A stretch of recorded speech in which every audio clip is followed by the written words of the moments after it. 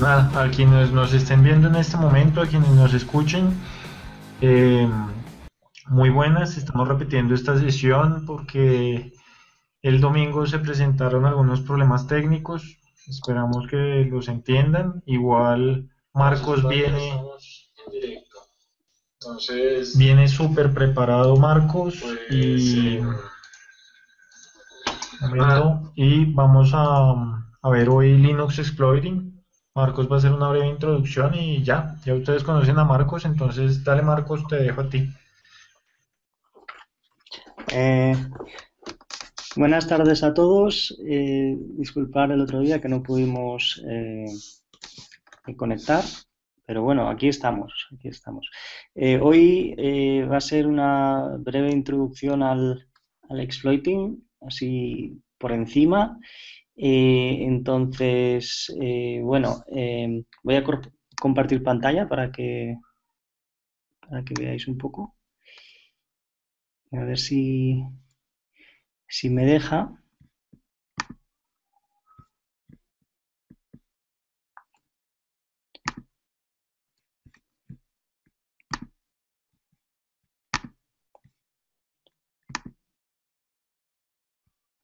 Eh,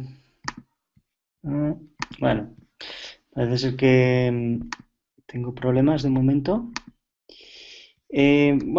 Simplemente que así por encima, eh, el curso se va a basar en el libro de Linux Exploiting de Zero Kids War, técnicas de explotación de vulnerabilidades en Linux para la creación de exploits, del libro David Puente Castro, que bueno, ha escrito un libro de 300 páginas y todo relacionado con el exploiting, que está muy bien. Y luego también hay otro libro em, que también es bastante conocido, que se llama Hacking Técnicas Fundamentales y lleva ya un tiempo, de John Erickson. Y bueno, también explica Linux Exploiting, aunque las técnicas son menos avanzadas. em, También está muy bien y bueno, lo enfoca también desde el principio, desde la programación en C. Y bueno, pues creo que tanto uno como otro se pueden complementar para entender las técnicas exploiting. Tengo un problema, Jorge, a ver si lo soluciono, que es Dime. que no tengo el PowerPoint y quiero enseñarlo por pantalla Ajá, y no me deja. Así que, un momento. dale, no te preocupes. Mientras Marcos soluciona a todos los espectadores, pues esperamos que comprendan las dificultades técnicas que a veces se presentan, sobre todo en estos eventos en vivo. Hacemos todo lo posible por, em, por llevarles a ustedes la mejor emisión de la mejor manera. Entonces, entre esas cosas, pues más adelante también buscaremos otras opciones para que esos pequeños inconvenientes pues no sean tan recurrentes.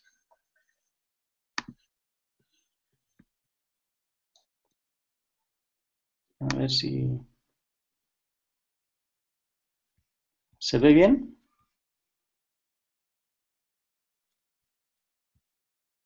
Se ve como una cascada, pero creo que es mientras se estabilice la imagen. Si quieres, ¿Y prueba ahora con... se ve el PowerPoint? Sí, perfecto, dale. Se ve bien, ¿no? Jorge. Sí, sí, se ve Vale. perfecto, Marcos. ¿Y se ve en grande? Sí, ya lo ¿Tomo veo en nota? presentación. Vale, perfecto. Vale, bueno, pues será programación y exploiting en Linux. ¿Qué es lo que vamos a aprender? Pues un poco de todo. Pues para entender el código, uno tiene que saber de programación en C o C++, también un poco de programación avanzada para Linux, pues hay ciertos exploits que requieren saber un poco más de las funciones que Linux puede utilizar, un compilador para Linux, debuggers para Linux, ensamblador, que es cómo funciona el lenguaje ensamblador, técnicas de exploiting y qué es esto del shellcode que a todo el mundo pues le extraña un poco, ¿no? Bueno, un poco para explicar todo esto, me he basado en dos libros. El primero es el Linux Exploiting, técnicas de explotación de vulnerabilidades en Linux para la creación de exploits, de David Puente Castro. Este libro es de la editorial 0xWord y lo podéis conseguir en la página web. No sé si se va a ver. Aquí la tenéis, elladodelmal.com, es la portada.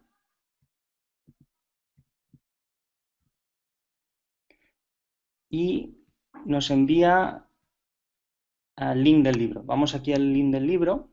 Para aquellos que no lo tengáis, lo podéis conseguir aquí. Está disponible por 20 euros. Y si vais a descargas, descarga índice, lo abrís y podéis ver el índice. No sé si se ve bien. Explica un poco pues en qué se basa esto del exploiting, la introducción al exploiting, o sea, los requisitos previos, un pequeño laboratorio. En nuestro caso, nosotros pues vamos a seguir este pequeño laboratorio que sale en el libro. Nos vamos a basar en Ubuntu, la distribución Ubuntu de Linux, en este caso la versión 12, y hay dos arquitecturas, la de 32 bits y la de 64 bits. Para hacerlo todo más fácil, nos vamos a basar en la de 32 bits. Todo esto lo vamos a ver después, que bajaré una ISO, os diré dónde la podéis conseguir, y desde VMware o desde VirtualBox, pues la vamos a cargar. Entonces, bueno, el capítulo 1 pues explica un poco lo que son los Stack Overflows, cómo funcionan, las aplicaciones set2id, payloads, primer exploit, un debugger, GDB. Yo os explicaré cómo funciona el debugger GDB y el Radare, que es un debugger, bueno, es más que un debugger, que bueno, pues es bastante conocido y sirve también para reverse engineering y bueno, la verdad es que vale la pena también probar. El capítulo 2 ya es más de shellcode en arquitectura para 32 bits. Bueno, la diferencia entre sintaxis Intel y AT, que esto lo veremos más adelante, lo del shellcode. Headhunters, por binding. Bueno, todo esto que os suena un poco chino, lo vamos a ir viendo poco a poco. Hoy esto no lo veremos, todo esto no lo veremos, pero bueno, para las próximas sesiones sí que lo veremos. El off by one, cómo lo podemos aprovechar para explotar el frame pointer. Diferentes métodos, como el return to leaf. Y bueno, ya luego, ya métodos más avanzados, como el ROP y todo esto, que ya lo iremos viendo, ¿no? Bueno, esto era un poco el índice del libro. Luego tenemos otro, que es el que os he enseñado aquí, el Hacking Técnicas Fundamentales, que este lo tenéis tanto en inglés como en español. El CD, os podéis bajar la ISO.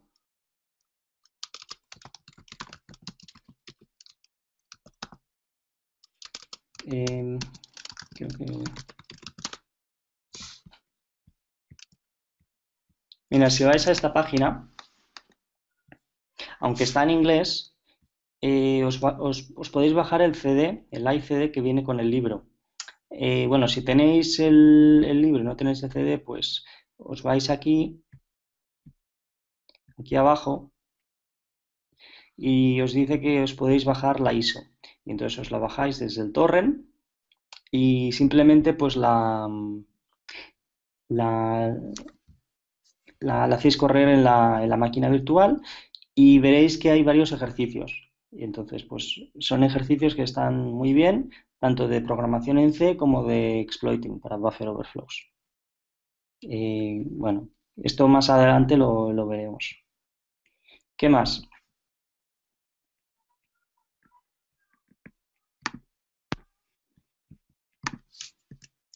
Luego tenemos libros de programación, mm, puesto que vamos principalmente a programar en programación en C. Y bueno, para saber de exploiting también uno debe entender de programación en C. Y como nos vamos a basar en Linux, pues este libro que se llama The Linux Programming Interface está muy bien. Es de Michael Kerrish y este señor es el que crea las páginas man en Linux, es el que se encarga de todo esto y ha escrito un tocho, un libro bastante grande de 1500 y pico páginas de todo lo que necesitas saber sobre programación para Linux. Bueno, aquí entran varios temas, como es el tema de señales, como ficheros, cómo funcionan, los sockets, eh, muchas cosas que parece muy interesante. Luego tenemos otro libro que se llama Secure Coding en C o C++. El autor es Robert Secor y bueno, este señor es un experto en programación C, pero enfocado a la seguridad. Eh, bueno, es toda una eminencia en su sector y bueno, ha escrito varios libros también, como Programación en C Segura también. Y bueno, en este libro pues vienen muchos buenos ejemplos de programación en C y cómo resolverlo. Luego también explica pues que en programación en C hay diferentes versiones o modelos de seguridad que ha habido a lo largo del tiempo y porque ha habido funciones que debido a que son inseguras se han cambiado por otras o se recomiendan otras funciones. Y bueno, pues aquí te lo explica un poco el por qué y cómo. Y luego también tenéis este otro libro que se llama Linux System Programming, que también está muy bien y me parece que es más fácil de leer que el de Linux Programming Interface. O sea, si no tenéis mucho nivel, os recomiendo que primero empezáis por el Linux System Programming y luego ya para el de Linux Programming Interface. Luego también libros de ensamblador y reverse engineering. He encontrado un libro que es gratis, que lo podéis encontrar en internet, se llama Reverse Engineering for Beginners, de un ruso que se llama Denis Yurichev, que bueno, pues se pasó un año entero para escribir este libro con ejemplos prácticos de programación en ensamblador. Lo que ha hecho es compilar código en C para diferentes compiladores y diferentes compiladores tienen diferente código. Entonces, lo compara un poco y lo que enseña es qué pasa si hacemos una condición, cómo se muestra la condición en código ensamblador. Y para aquellos que están empezando está muy bien. Luego también tenemos este otro libro que no es gratis, que también lo puedes encontrar en las librerías, Ensamblador para DOS, Linux y Windows. Aunque nosotros nos basamos en Linux, bueno, puede ser interesante también conocer ensamblador para Windows, para aquellos que quieran hacer exploits para Windows, que en este curso no sé si dará tiempo, pero bueno, si diera tiempo, pues nos pasaríamos también a hacer exploits para Windows, pero eso ya más adelante. Luego está otra web que se llama OpenSecurityTraining.info, que está muy bien, tiene muchos cursos gratuitos. Eh, los que hacen el curso, pues es gente que realmente sabe, y entonces pues han preparado como una especie de, lo han dividido en diferentes etapas y para el que quiera hacer exploiting, pues hay diferentes niveles y te piden que primero, si quieres empezar por exploiting, tendrías que saber un poco de ensamblador, cómo funciona el lenguaje ensamblador. Y cuando hayas acabado el lenguaje ensamblador, que es el intro x86, pasar a vulnerabilidades exploit 1, que son 2 días. Los vídeos están en inglés y a veces no se oye bien, pero lo que es las PDF están muy bien. Nosotros puesto que el curso es gratis y está disponible para todo el mundo, pues también nos vamos a basar en algunas diapositivas de este curso. Primero del intro x86 y luego del exploit 1 y si da tiempo ya exploit 2 y 3. Bueno, esto es una pequeña chuleta, no sé si se ve bien. Bueno, es una hoja donde pues explica la programación en C para estructuras y funciones, que cómo lo podemos hacer, los tipos de datos que hay en C, carácter, números, integer, luego si es short o es long, si es de 16 bits o de 32 bits, el integer, cómo se declara un puntero, una constante, cómo se inicializa, bueno, cómo cómo se declara un array. Bueno, todo esto lo iremos viendo más adelante. Tipos de operadores, el flujo de control, con brackets, se cierra y se cierra, se abre y se cierra, flow constructions, bueno, y luego pues las diferentes librerías. Bueno, esto si lo podéis conseguir en internet fácilmente, pones cheat sheet C y os lo imprimís en casa y bueno, os servirá para aquellos que todavía no sepáis mucho de C. Luego también hay otra página también que ya es más de librerías, de las principales para ficheros, entrada y salida. Y bueno, pues diferentes librerías bueno, que tienen ciertas funciones que normalmente las utilizamos bastante. Bueno, de compiladores nos basamos en Linux, entonces vamos a utilizar el compilador GCC.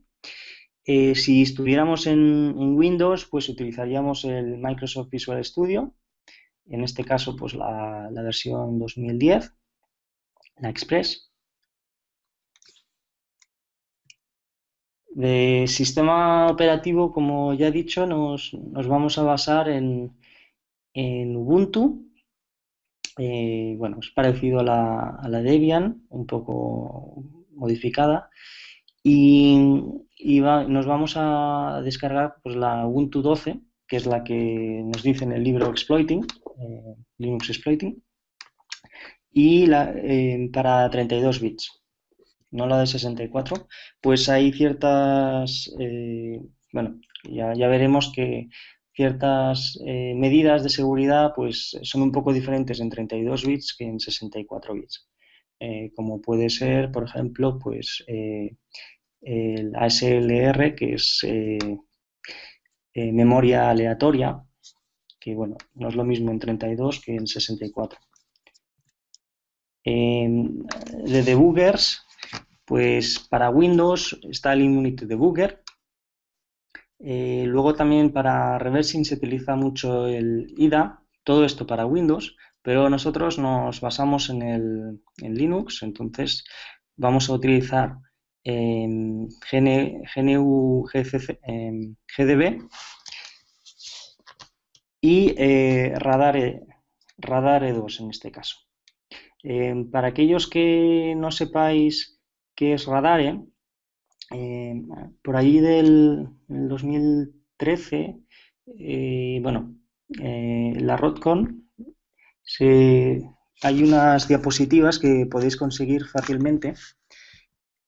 Si vais aquí, si ponéis en Google Root Labs 2013 Radare, en la segunda pone Pancake, nos explica un poco qué es Radare y nos hace una introducción al reversing. Aunque antes de Radare 2 hubo Radare y bueno, se cambió bastante el código y tiene varios años. Está muy bien y bueno, sirve para ingeniería inversa como también para exploiting. Es un proyecto que al menos tiene más de 7 años de desarrollo y bueno, pues hecho por españoles. Y bueno, pues explica un poco qué es, en esta diapositiva, qué es la ingeniería inversa, que es el proceso por el cual se pretende descubrir el funcionamiento técnico a partir del análisis de sus resultados, estructuras de datos, funciones y operaciones. Radare pues es un framework de reversing que nos ofrece varias herramientas accesibles a través de programas y librerías y también lenguajes. Bueno, pues sí, sirve tanto como ensamblador, como editor hexadecimal, para calcular todo tipo de checksums, montar archivos, depurador y bueno, diferentes cosas. Y para crear shellcodes, que también es muy interesante. Bueno, hoy vamos a enseñar también, vamos a descargar Radare, cómo funciona y bueno, cómo funciona el modo visual también. Y aquí nos dice cómo podemos instalar Radare en nuestro ordenador. En este caso, simplemente pues si cuando os descarguéis, que ahora os lo enseñaré cómo hacerlo, cuando os descarguéis Ubuntu desde la página oficial, una vez descargado y que habéis cargado la máquina virtual, podéis hacer un git clone si tenéis conexión a internet y os descargáis Radare. Y luego simplemente lo tenéis que compilar y una vez compilado pues ya podemos ejecutar Radare. No es muy complicado, así que no os preocupéis. Bueno, hay diferentes herramientas. Una puede ser Rax2, que esta es una calculadora y nos puede servir bastante. Radif2, esta es interesante, que sirve para cuando tienes dos códigos, por ejemplo, cuando sale una vulnerabilidad y la parchean y quieres ver cuál es la diferencia, pues este programa nos sirve para ver esa diferencia. Y además se puede hacer de modo gráfico, de manera que lo podamos ver fácilmente. Y bueno, esto ya es un poco para ensamblador. Y bueno, pues hay muchos más programas interesantes como Rabin 2 también, etc. Bueno, ¿qué más?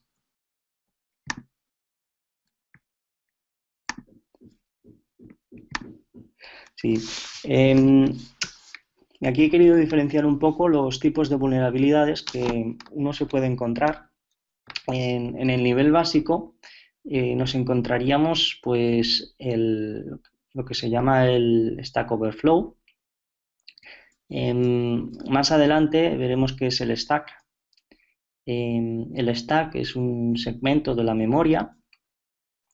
Entonces, si ese segmento pues se le mete muchas cosas, pues al final pues se sobrepasa. Y entonces al sobrepasar podemos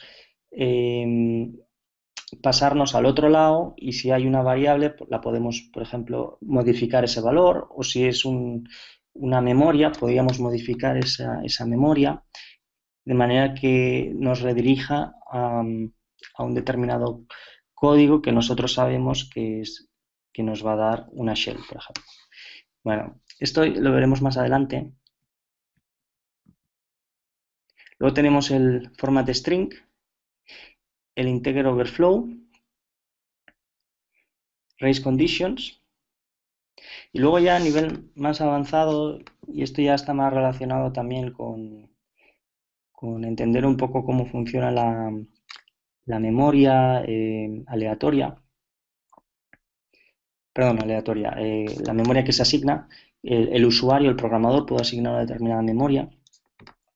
Y ya es un poco más difícil porque ya requiere un poco entender cómo funciona pues lo del nivel básico. Heap overflows, pues últimamente se encuentra bastante el tema de user after free o double free en los navegadores, como puede ser el Internet Explorer o el Firefox o el Google Chrome. ¿Y eso por qué? Pues porque últimamente todo lo que es lo que vemos aquí en el nivel básico, tanto de Stack Overflows, format strings, pues lleva muchos años siendo explotado. Y eso los programadores bueno, lo saben, y entonces pues hay bastantes medidas de seguridad que veremos más adelante en Stack Overflow, format string y todo esto, que en Heap Overflow. Y luego tendríamos lo que también ha avanzado como el Null Pointer Deference, que se puede explicar luego. Bueno, maneras también de explotar el kernel. El kernel, dijéramos que para acceder al kernel uno ha de tener privilegios. Entonces, si tú puedes acceder al kernel, puedes modificar cualquier cosa del sistema. Entonces, cuando somos usuario, pues no tenemos acceso al kernel. Requerimos de ciertas funciones o privilegios para acceder a ese kernel. Pero hay maneras de explotar ese kernel. Si pudiéramos explotar el kernel, pues podríamos acceder, en vez de explotar una determinada máquina, pues podríamos explotar pues, todas las máquinas que tienen el kernel 2.6, si encontráramos algo. Y bueno, pues hay diferentes vulnerabilidades, que son estas, que bueno, que esto es más avanzado, que no lo vamos a dar ahora, pero si diera tiempo, pues lo podríamos ver. Bueno, este gráfico es un poco para que lo entendáis, cómo funciona. Es de Gustavo, en su página web. Perdón.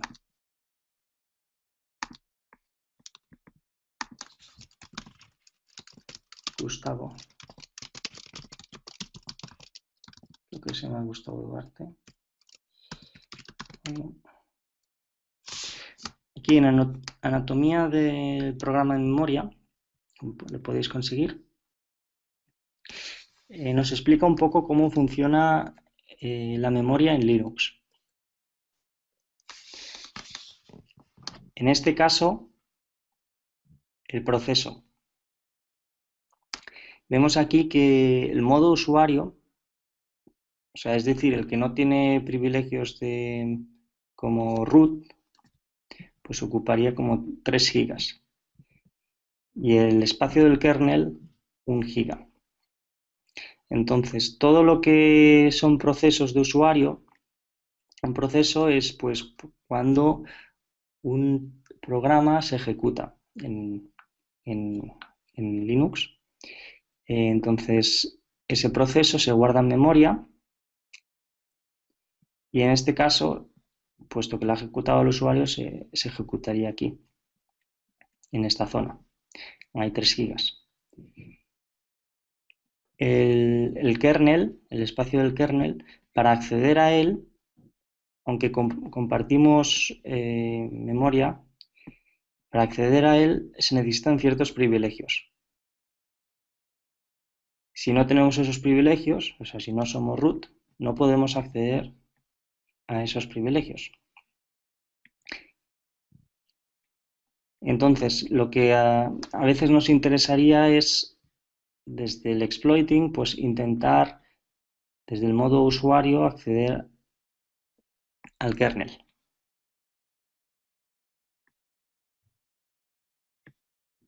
Bueno, aquí nos explica un poco cómo funciona el proceso en Firefox.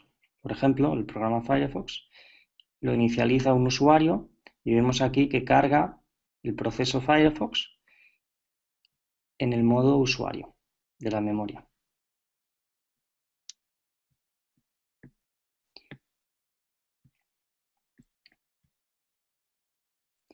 Esto es bastante importante que lo veáis. La memoria, en este caso, pues el proceso tendrá cinco segmentos, aunque en verdad son más segmentos, pero normalmente tendréis arriba de todo el kernel space, el cual no tenemos acceso si ejecutamos el proceso en modo usuario, como puede ser Firefox. Tenemos el stack, el memory mapping, el heap, el segmento BSS y data, y el texto. Simplemente que sepáis que existe en estas cosas, que es importante. Si entendéis esto, pues entenderéis bastantes cosas del exploiting, todo será más fácil. Tenéis que saber que, por ejemplo, el segmento BSS son para variables que no se han inicializado, como puede ser, por ejemplo, variables estáticas. Esto lo veremos luego, o el próximo día, un ejemplo para que lo veáis. Luego también tenemos el data segment, que estos sí que son variables que nosotros inicializamos en el programa. En este caso, pues ha puesto pues que el string conzo, pues un texto. Este texto se carga en data segment. El segmento texto es todo lo que tiene que ver con las instrucciones que se van ejecutando. Por ejemplo, pues esas instrucciones se ejecutan en código ensamblador. Y bueno, pudiera ser lineal, pero a veces no es lineal porque, bueno, si hay una función llamada, un call, ya deja de ser lineal y pasa a otra dirección. Y luego tenemos, por ejemplo, el stack. Esto es muy importante, el stack, porque más adelante es lo que vamos a jugar con el stack. Sobre todo con buffer overflows y format strings. Fijaos también que el stack está arriba de todo. O sea, de estos 3 gigas que veis aquí, el stack está arriba de todo.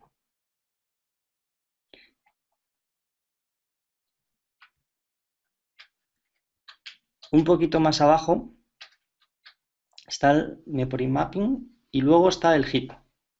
Fijaos que el stack va de arriba a abajo. Esto lo veremos luego con el tema de las funciones y las variables, que veremos que a medida que el stack crece, tiende para memorias más bajas.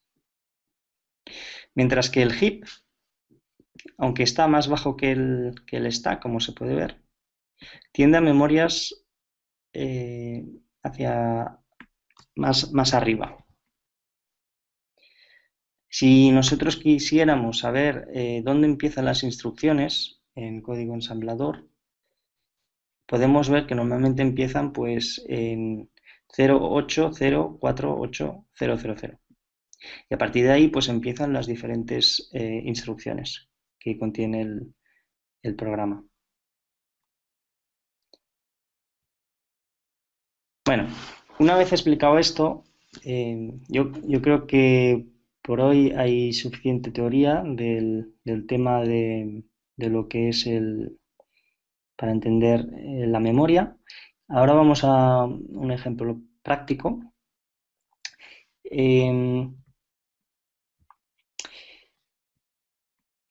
Si pudierais bajaros el Metaxploit, que lo ponéis aquí, Metasploitable 2.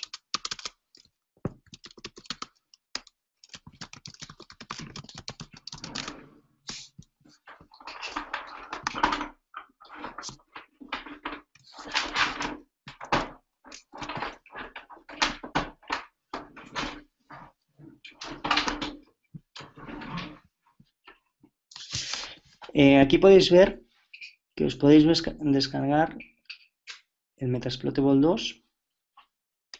Básicamente es una versión de Linux que es muy vulnerable y bueno, pues es interesante saber pues cómo explotar este tipo de vulnerabilidades que se pueden encontrar para conseguir ser administrador. Simplemente os lo descargáis y luego en VMware pues simplemente la ejecutáis. En este caso yo ya la tengo descargada.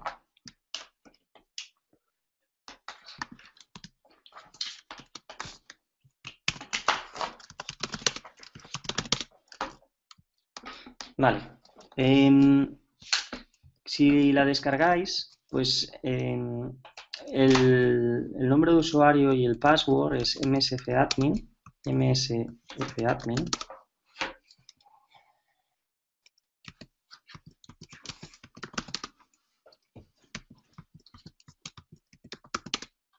¿Vale? Y entonces ya tenéis acceso al sistema. Lo interesante aquí sería saber un poco, vale, somos usuario local, pero queremos ser administrador, queremos ser root.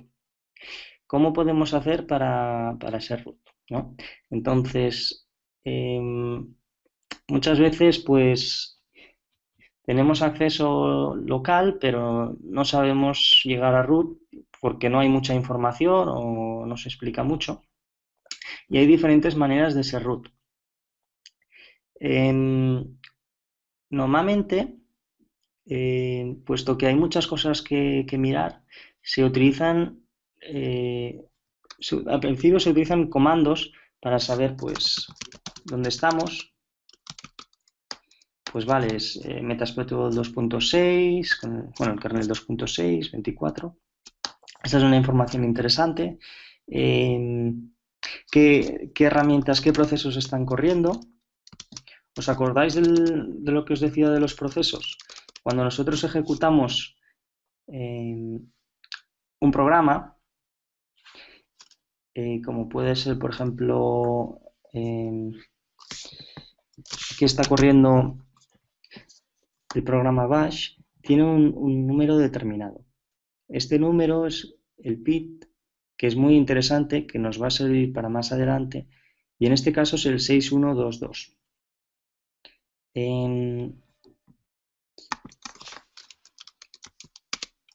Diferentes comandos que podemos utilizar. Ahora lo que me va a interesar es hacerlo de manera automática. De manera automática, intentar recolectar toda la información posible para saber si hay alguna vulnerabilidad para ser root. Entonces, vamos a, en este caso, me interesará saber la IP, que es la 172.16.1.145.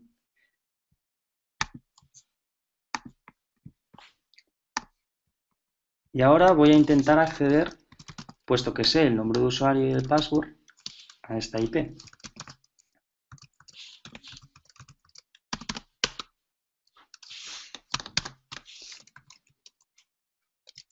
Por SSH, msfadmin, msfadmin. Vale, estamos dentro, ¿no? Bien, pues ahora pues podemos hacer los mismos comandos, ls, y bueno, yo directamente antes he ido probando y veis aquí que hay un archivo que se llama linenum. Este linenum lo podéis conseguir si os vais aquí, linenum privilege.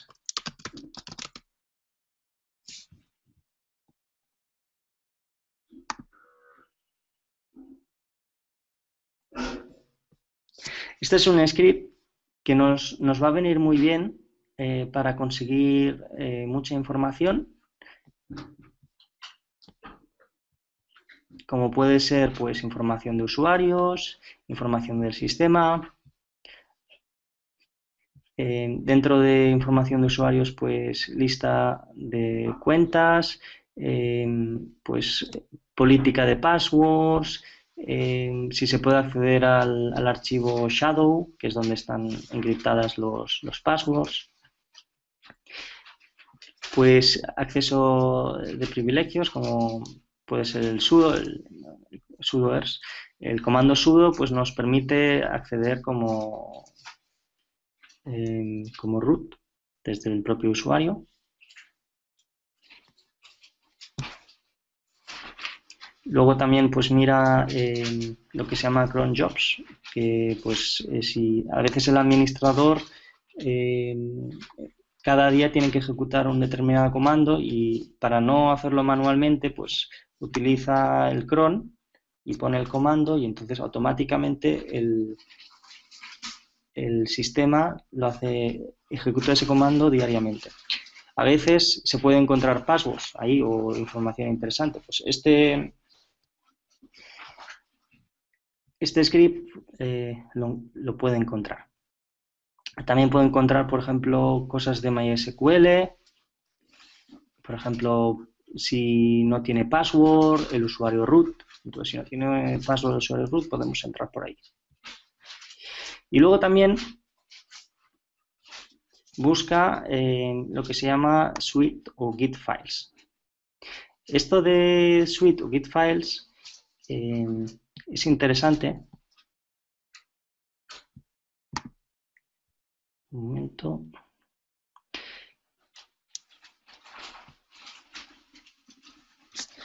Aquí hay una página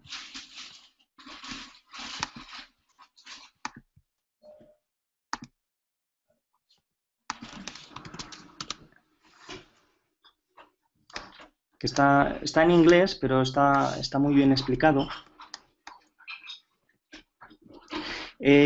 Básicamente el suite es un tipo de fichero especial que se dan unos determinados permisos. En este caso, el administrador tiene los máximos privilegios como root, pero a veces al administrador le interesa que el usuario pueda ejecutar el programa que él tiene, pero solo para ese determinado fichero. Para eso utilizaría suite. Por ejemplo, pues podría ser un suite pues el comando ping, que aunque que tanto el usuario como el root lo pueden ejecutar. Puede ser interesante o puede ser un crontab, como veáis. La manera de ejecutar, de convertir un fichero en suite es con el comando chmod, la U de usuario y la S que es para hacerlo suite.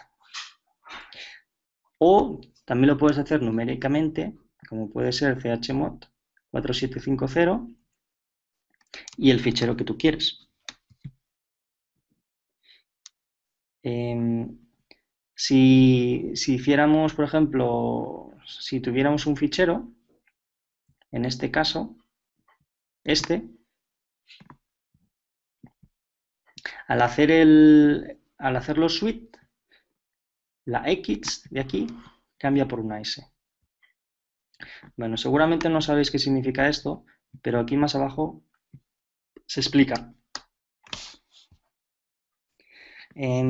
La R significa lectura, la W significa escritura y la X significa ejecución. Son tres diferentes, bueno, uno es el grupo, el otro es el usuario, y son diferentes cada uno. Depende si, por ejemplo, si tú estás en el mismo grupo, por ejemplo, en el grupo recursos humanos, pues todo el mundo que esté en el grupo recursos humanos y el fichero esté como lectura, como R, pueden ver el fichero. Pero en cambio, si tú no estás en el grupo recursos humanos, no puedes ver el fichero, pues no está el permiso de lectura. Entonces, según los permisos que tengamos, podemos ver un fichero o no, o podemos hacer determinadas cosas o no. La gracia de esto es que cuando nos interesaría, como locales, buscar ficheros suite que puedan ser explotables. Pues si de alguna manera logramos explotar alguna vulnerabilidad en suite, podemos ser root, o sea, podemos ser administradores.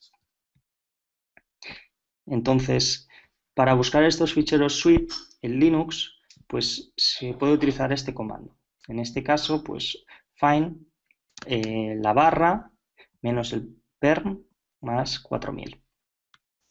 Esto lo que nos va a hacer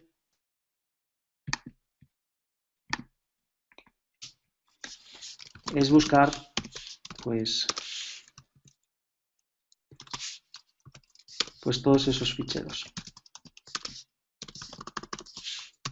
que puedan ser suite. Nos salen muchos ficheros y muchos nos salen con permiso denegado.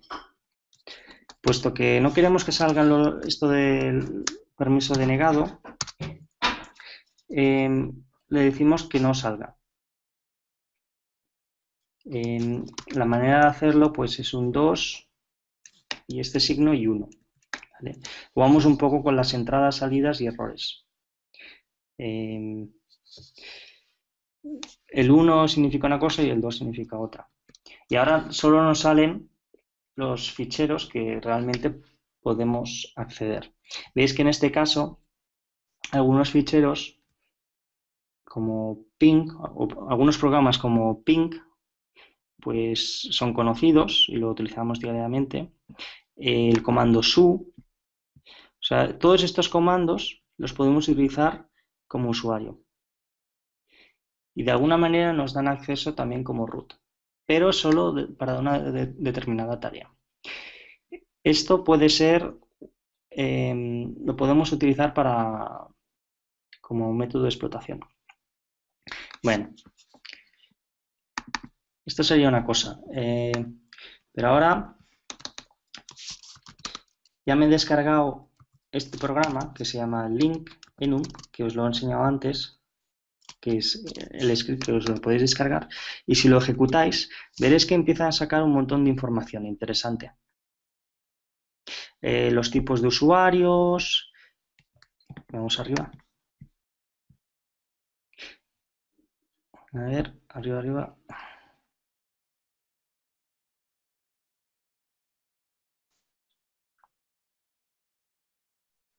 Que hay mucha cosa. Más. Vale. Por aquí. Bien, como veis, empieza por aquí y nos dice la información del kernel.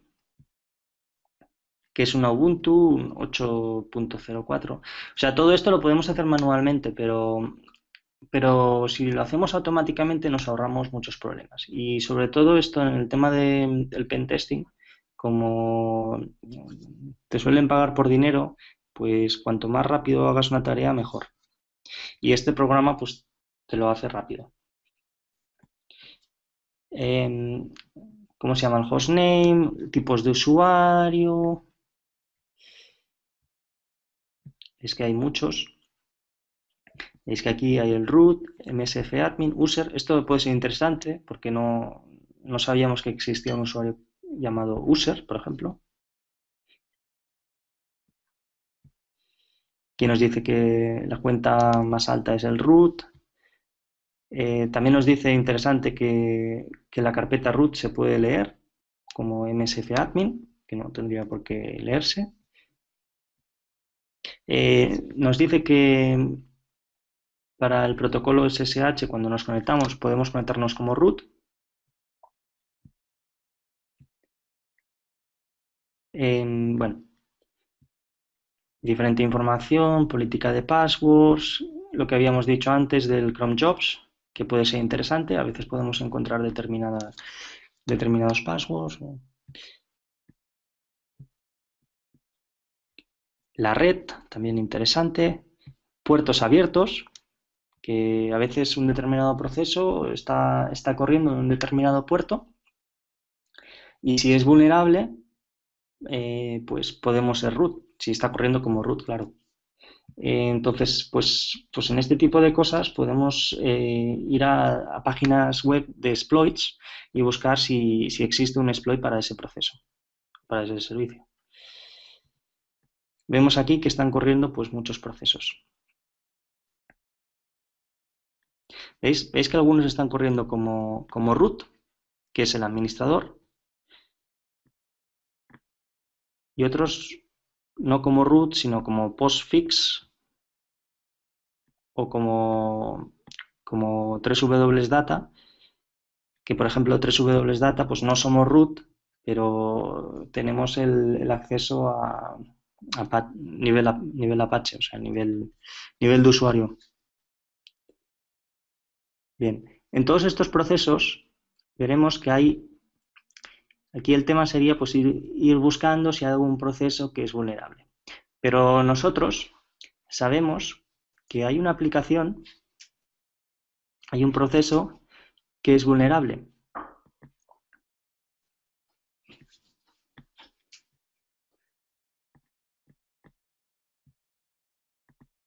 Que eso lo vamos a ver ahora.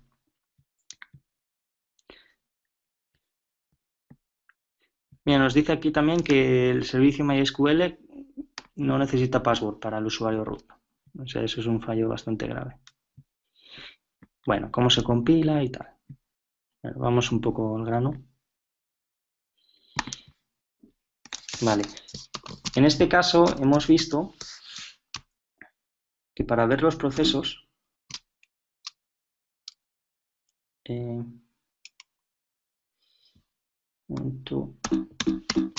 a veces tengo problemas con el pipe.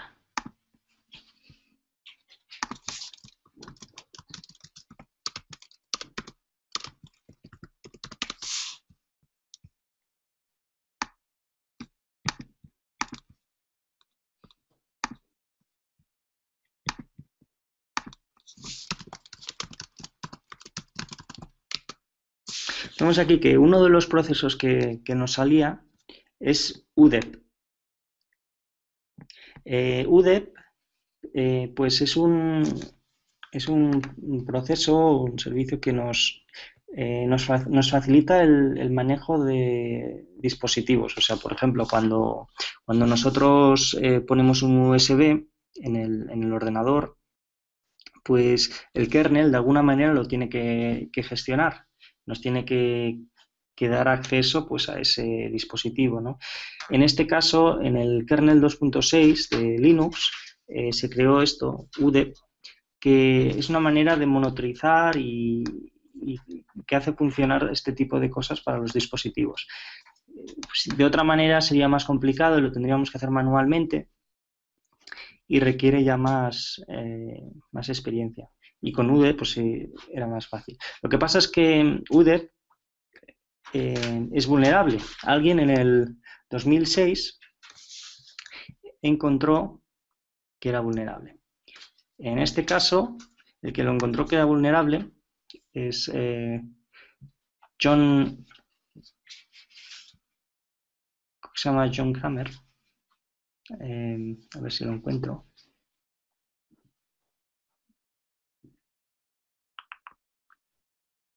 Vale, aquí está. Vamos aquí. Ponemos aquí. Bueno, no, el que lo encontró se llama Sebastian Kramer y ahora trabaja para SUSE en temas de seguridad. Y lo encontró allá por el 2006 o por ahí, pero hasta el 2009 no se sacó un exploit. ¿Qué es lo que pasa con este exploit? Bueno, pues alguien encontró, si os acordáis, aquí en el de Gustavo Duarte, que os he enseñado antes, alguien encontró que este proceso, UDEP, tanto puede funcionar en el kernel como entre diferentes procesos. Lo que pasa es que UDEP no valida si un usuario entra en el kernel o no. O sea, no hay una validación. Entonces, se pueden enviar comandos al kernel sin ser root. Y ahí está el problema. Al no validarlo, pues enviar un determinado mensaje. En este caso, el mensaje que queremos enviar es desactivamos o sea, si hubiéramos conectado, por ejemplo, un USB, el mensaje que queremos decir que al desactivar el USB se ejecute un determinado comando o un determinado fichero. Entonces, este tipo de explotación en sí, pues no tiene un nombre, no estaría en el tipo de vulnerabilidades que podemos ver aquí, pero que a veces no siempre son todas estas vulnerabilidades, o sea, hay otro tipo de vulnerabilidades. Entonces, vamos a intentar explotar esta vulnerabilidad. Para intentar explotar esta vulnerabilidad,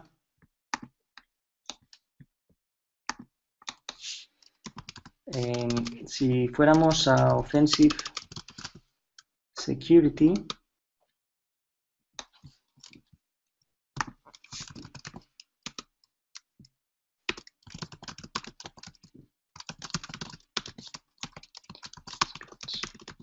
Database,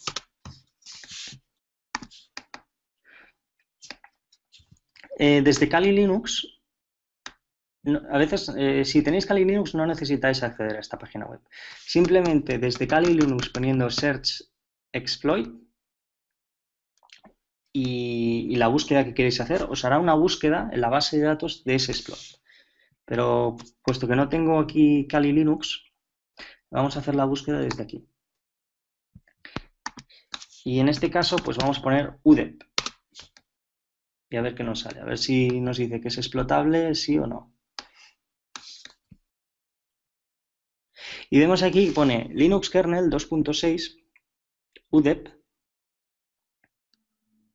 Local Privilege Escalation Exploit. O sea, vemos aquí que es un Local Privilege Exploit. O sea, existe lo que se llama el Remote Exploit y el Local Privilege Exploit.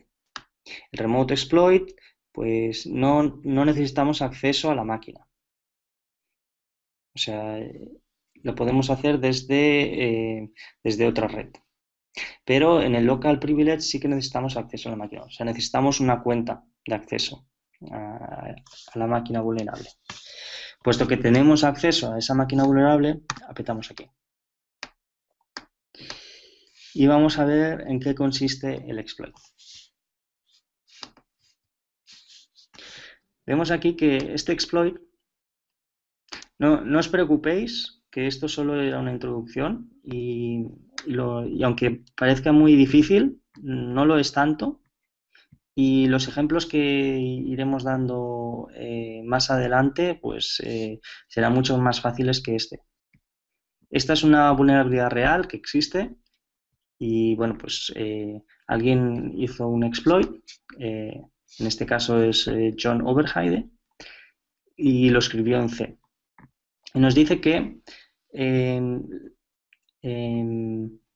UDEP no verifica los mensajes netlink que se originan en el espacio del kernel, lo que permite el acceso de usuario como root, simplemente enviando un mensaje netlink desde el usuario. Luego dice que se aprovecha de una de las reglas UDEP. O sea, tú puedes crear diferentes reglas UDEP y algunas ya vienen por defecto y él va a explotar esas reglas UDEP. Luego nos dice que os acordáis que os hablé del PID, el número del proceso. Esto es muy importante que lo hayáis entendido, pues lo vamos a tocar mucho, sobre todo con el tema de debugger. Y nos dice que para saber exactamente el proceso, el PID, pues tenemos que ver este fichero. Vamos a ver este fichero. ¿Estáis aquí? No. Cat proc netlink. Y veis aquí que no sale mucha información, ¿no? Pero aquí hay uno muy interesante que nos dice que el PID es el 2698. Si os acordáis antes he hecho psaux y he buscado el proceso UDEP. Y aquí en el proceso UDEP, pues bueno, nos sale con 2699. Como veis, nos sale uno más. Normalmente, cuando vamos a psaux, es el número, el PID que nos sale es el real. O sea, pero en este caso, el real es -1. O sea, el que nos sale -1. Pero si fuéramos a procnetlink, nos daría el real. Vale, una vez que tuviéramos esto, pues simplemente lo que tendríamos que hacer es coger este fichero, compilarlo con el compilador GCC y nos dará un ejecutable. En ese ejecutable tenemos que dar un argumento y el argumento será el número de proceso. Bueno, para que os familiaricéis un poco con el código, esto es lo que se llama, estas son las librerías, ¿no? SStudio, String, stdelete. Cada librería pues tiene determinadas funciones. Por ejemplo, STudio pues es para entrada y salida, ficheros, etc. Bueno, cada una pues es especial. Esta es para sockets. Sockets es para tener con el internet, por ejemplo, pues si queremos conectarnos a un determinado puerto, pues necesitamos la librería socket, por ejemplo, si queremos abrir un puerto, y hay unas determinadas funciones para crear eso, y por eso está aquí. Y luego veis aquí que está la librería netlink. Bueno, diferentes definiciones. Main, que es la función principal, aquí es donde se va a ejecutar todo. Vemos que hay diferentes tipos de variables: entero, char, struct, estructura, recordemos que el entero, esto lo veremos ya más adelante, normalmente son 4 bytes, el char es un byte, o sea, un carácter en este caso. Vale, bueno, estos son, si el argumento no es menor que 2, pues entonces me tienes que necesariamente pasar un argumento.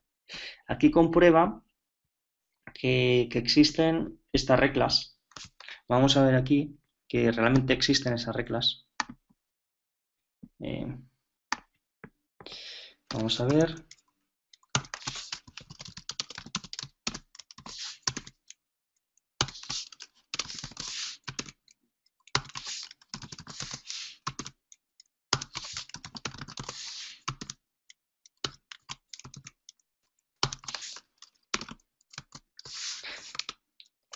Efectivamente, existe esa regla. Y aquí nos dice que la regla es la siguiente. La acción remove, ¿os acordáis que os había dicho si conectamos un USB y luego lo quitamos, se produce un evento?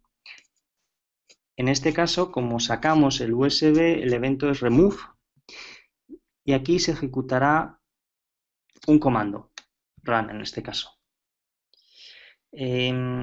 Si nosotros decimos que el remove cmd le decimos que se ejecute un determinado fichero, lo ejecutará como root. En nuestro exploit, en este caso lo hemos puesto como crearemos un fichero en el directorio tmp. El directorio tmp se utiliza mucho, pues se puede escribir en ese fichero. Cualquiera puede escribir en ese fichero, en ese directorio. Bien, como os decía, vale, pues comprueba esto y luego comprueba que nosotros hemos creado un fichero run en el directorio de tmp. Como somos usuario, pues cualquiera puede crear un fichero ahí. Si no lo hemos creado, nos dará error. ¿Vale? Luego le da permisos de ejecución al fichero que hemos puesto. Y a todo lo demás que parece complicado y tal, no es tan complicado. Simplemente tenéis que entender que crea un socket de la familia Netlink, o sea que es el tipo de familia que en este caso se utiliza para transmisión de información.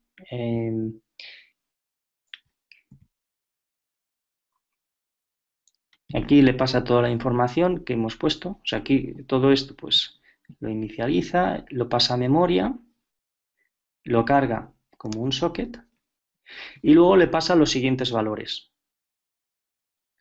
En este caso, pues subsystem, o sea, este será la variable subsystem, el valor, depatch, la acción y el programa que se va a ejecutar. En depatch nos lo podemos inventar, puede ser cualquier cosa. Dep, barra, lo que sea, no es importante. Lo de la acción es importante y luego el comando es importante. Bien, una vez que hemos entendido esto, pues simplemente vamos a ver qué es lo que pasaría si ejecutáramos esto. Se está alargando bastante, entonces no sé si me dará tiempo a hacer más cosas, pero lo vamos a intentar. Bien, aquí ya tenemos el exploit. Lo vemos aquí, este es el exploit. Para compilar este exploit simplemente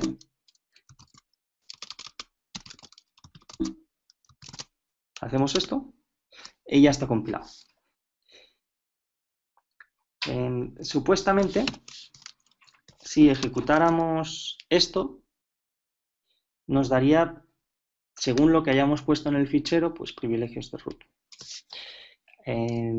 Pero antes vamos a comprobar una cosa. Vamos a si hemos creado este fichero y qué es lo que le hemos puesto. Pues le hemos dicho a este fichero que cuando arranque este fichero nos cree un puerto con el netcat 4000 y nos dé una shell. De manera que si realmente funciona y este fichero lo crea como root, ejecutará este comando, un puerto que nos dará una shell como root cuando nosotros nos conectamos al 4000, al puerto 4000.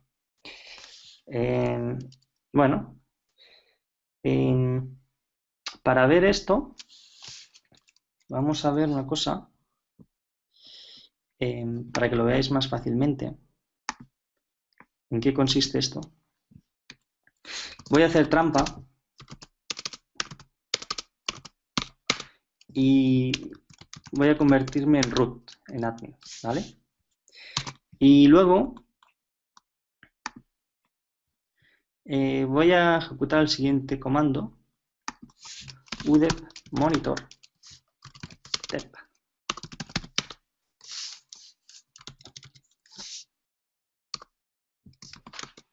¿Vale? Simplemente este programa lo que hace es monitorea los eventos de udep. O sea, cualquier cosa que se envía de transmisión lo recibirá.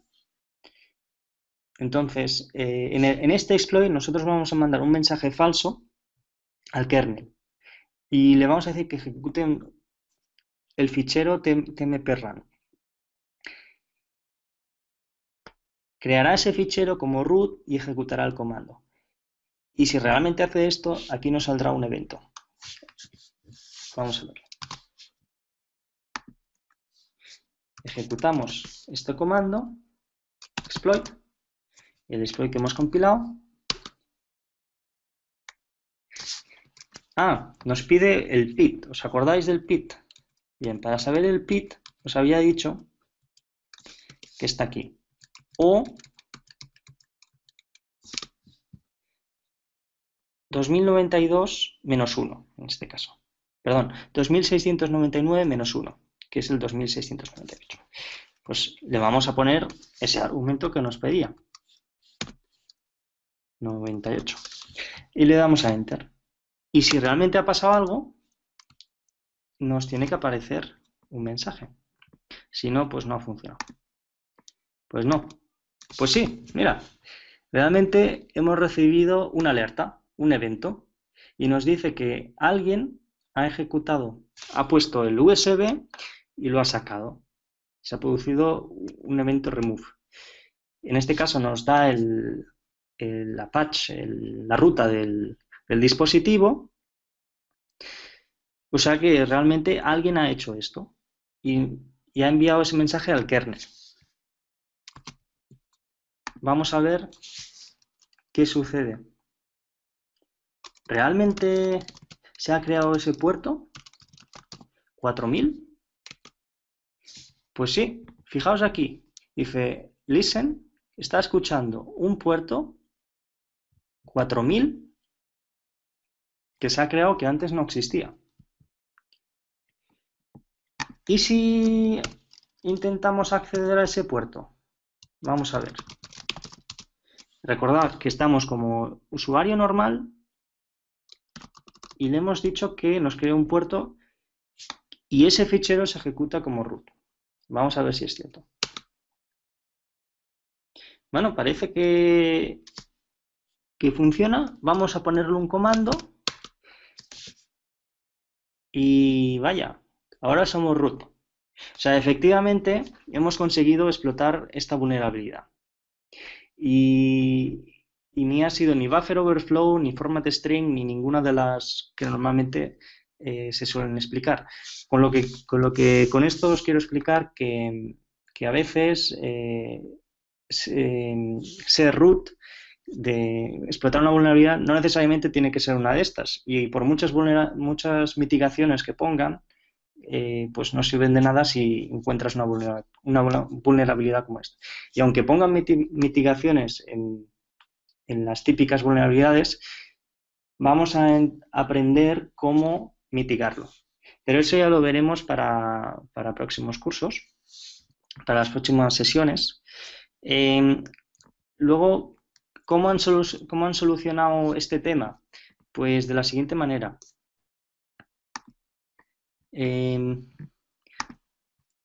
Pues aquí veis que explica un poco cómo lo han solucionado. Aquí podemos ver antiguamente el código cómo era.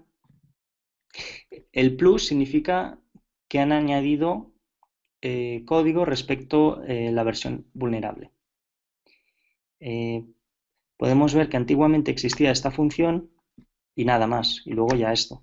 O sea, es decir, que cualquier mensaje que se enviaba directamente lo ejecutaba como kernel, aunque lo mandara al usuario. Ahora no, ahora ya no se puede, ahora han añadido esto y ahora valida si realmente el que lo envía es el kernel o el usuario, y si lo envía el usuario directamente lo ignora.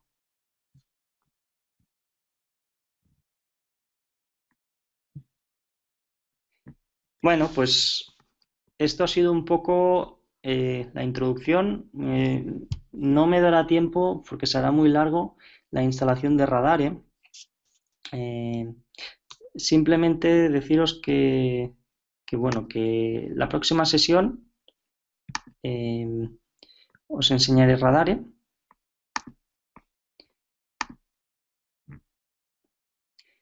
En Ubuntu, y bueno, espero que os guste y bueno, no tengáis miedo que las próximas sesiones serán más fáciles. Hoy simplemente quería enseñar una vulnerabilidad real y bueno, pues eso es todo. Espero que os haya gustado. Pues Marcos, muchas gracias. Como siempre, una sesión limpia, muy buena, muy completa, muy técnica y de muy buen nivel. Felicitaciones Marcos, qué buena charla diste hoy. Eh, Acá Cotar nos transmite una pregunta de Emiliano Guerrero que te tienen. Y Ujú. es, a ver, veo bien. Dice libros de ingeniería inversa en español, por favor. ¿Tienes alguno? Eh, en español, no. La mayoría que sé en inglés. No, ahí no, Emiliano no lo puedo ayudar mucho. Sí, es que es muy difícil encontrar material técnico en español. Son muy pocos los que se pueden encontrar. Hay otra pregunta de él, Marcos, y es ¿qué tipo de herramientas se van a ir usando? Porque él está pues pendiente del curso a seguirlo y quiere irlas descargando. Sí, mira, vamos a utilizar el debugger GDB. No hace falta que te lo descargues. Espera, no se ve por pantalla. Un momento. Que comparto la pantalla otra vez para que se vea.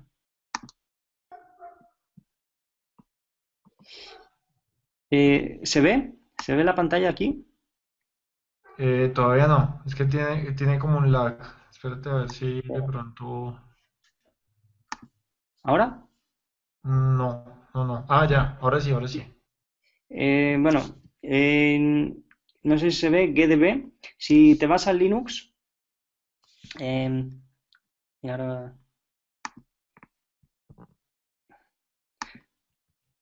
te vas al Linux, en este caso, para que él empiece, espera, voy a compartir pantalla otra vez, ¿vale? Dale, dale. Ahora, vale. Mira, pues Emiliano, ¿no? Se llama. Mira, para el próximo día haces lo siguiente. Te vas aquí, se ve bien, ¿no? Se ve la página. Sí, perfecto, Marcos. Vale. Pues fijaros, vais a esta página web, releases.ubuntu.com, la versión 12.04, y veréis aquí que os salen muchos ficheros pero el que nos va a interesar, por ejemplo, veis aquí que pone AMD 64 y 386, y 386 es 32 bits y AMD 64 es 64 bits. Para facilitar todo el tema del exploiting y nos interesa un poco pues trabajar en 32 bits. Entonces, Emiliano, para el próximo día, que es lo que voy a hacer, te descargas Ubuntu 12.045, la versión desktop y 386. Te la bajas, luego te la cargas aquí en la máquina virtual o en el VirtualBox o en VMware y cuando la hayas cargado te preguntará, ¿quieres instalarlo o, o lo intentas o try? Le das a try y entonces pues no hace falta instalarlo y puedes probar y haces lo siguiente. Te vas aquí y aquí en terminal pones gdb. Y esto es lo que os decía del debugger. Para que entendáis un poco cómo funciona lo del debugger, pues vais probando comandos. Te recomendaría un poco que vieras qué instrucciones tiene el debugger, cómo funciona, cómo se crea un programa, compila un programa en C. Esto lo vamos a hacer en las próximas sesiones. Y cómo se programa se ve en el ensamblador. Esta es una cosa. Y luego el otro que os había dicho, me parece que no tengo internet desde aquí. Ah, pues sí. Vale.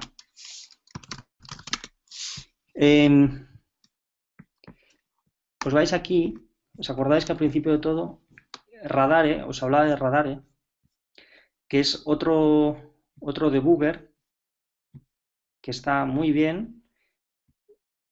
Y aquí en instalación nos dice git clone.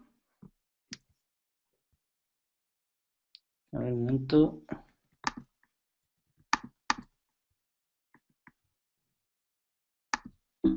Vale.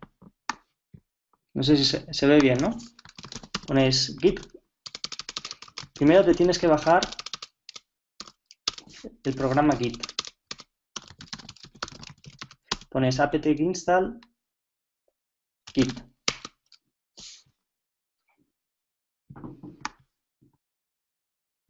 Nos pide que seamos root.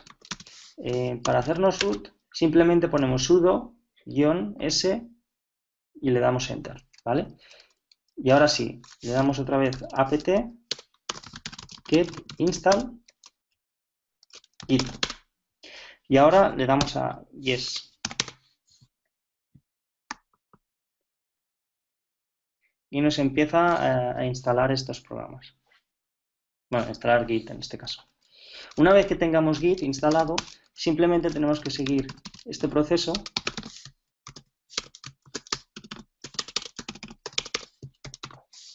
GitHub, Radare,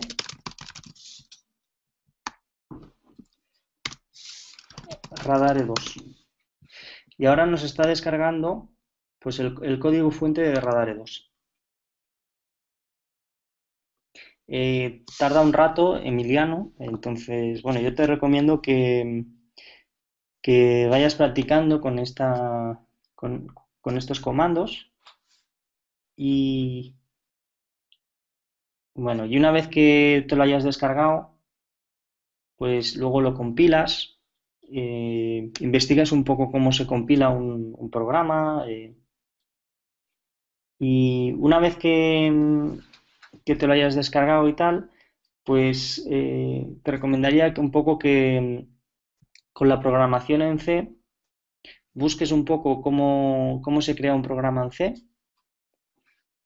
y luego, una vez que te lo hayas creado, que le hayas guardado un fichero con extensión .c y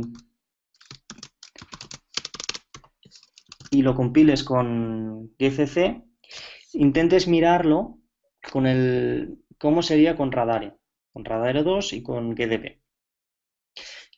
Y bueno, esto es un poco, de momento, lo que te recomiendo, que te familiarices con esto. Y Marcos, y ya está. discúlpame, sigue. Sí, poco más. Que, que nada, que disfruten. Ahora estoy compilando el Radare 2, no sé si se ve bien. Así para la próxima vez, pues ya lo doy por hecho, la instalación de Radare. ¿Hay alguna pregunta más? Sí, mira, hay dos más. Preguntan si el 14.4 funciona igual el Ubuntu, Marcos. No 12.4, sino 14.4. Sí, funciona igual, sí. Bueno, Eh, lo- y lo- aparte de la línea de Ubuntu, el Debian 8. no lo he probado en Debian 8, pero supongo que también funcionará. Lo que es la base funcionará para todos. Lo que pasa es que a la hora de utilizar el compilador que vamos a utilizar, quizá no será la misma versión de compilador. Y a veces, pues, en ensamblador, cuando miremos el programa por dentro, veremos instrucciones de una forma diferente o estarán en una dirección de memoria diferente. Entonces, si podéis, intentarlo hacer en Ubuntu 12.04, la arquitectura es muy importante.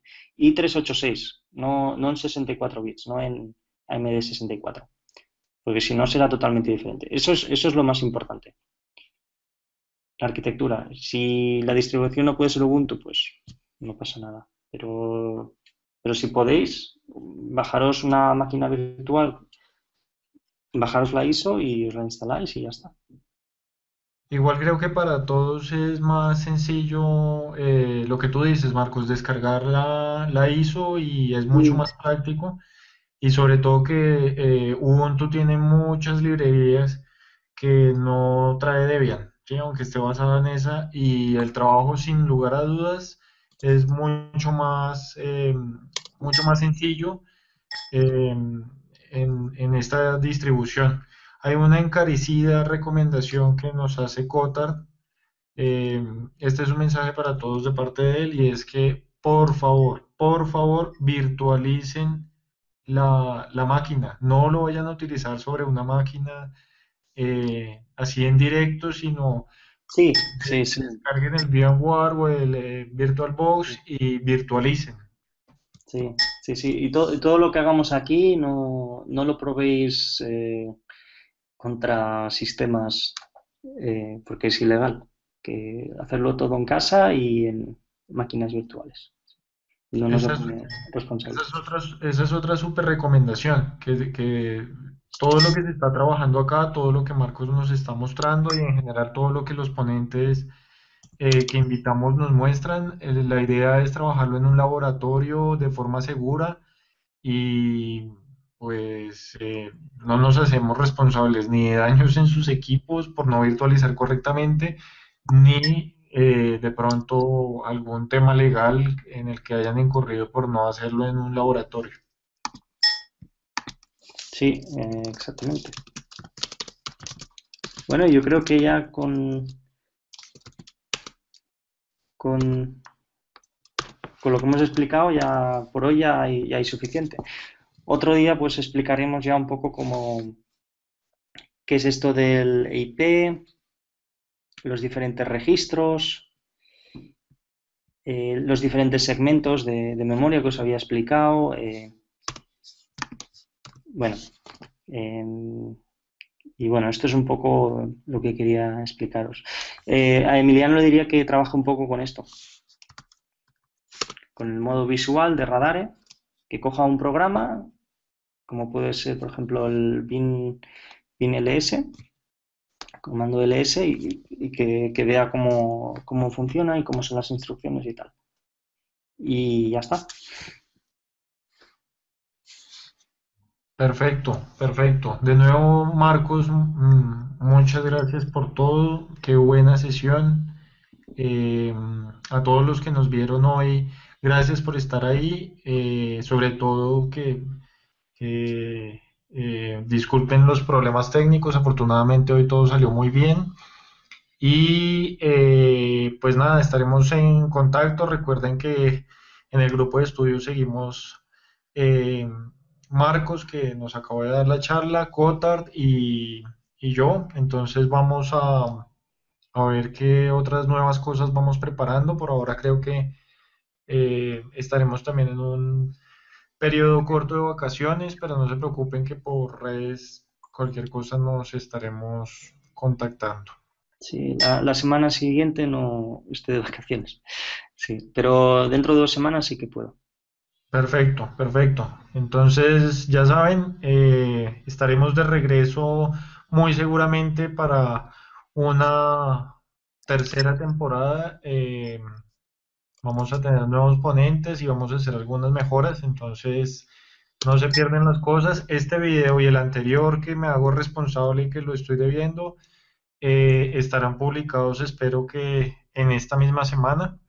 Entonces, para que vayan repasando y vayan eh, tomando todos los apuntes del caso. Ahí en la cuenta de Twitter dejamos los links que nos dio Marcos, sobre todo los libros, todo.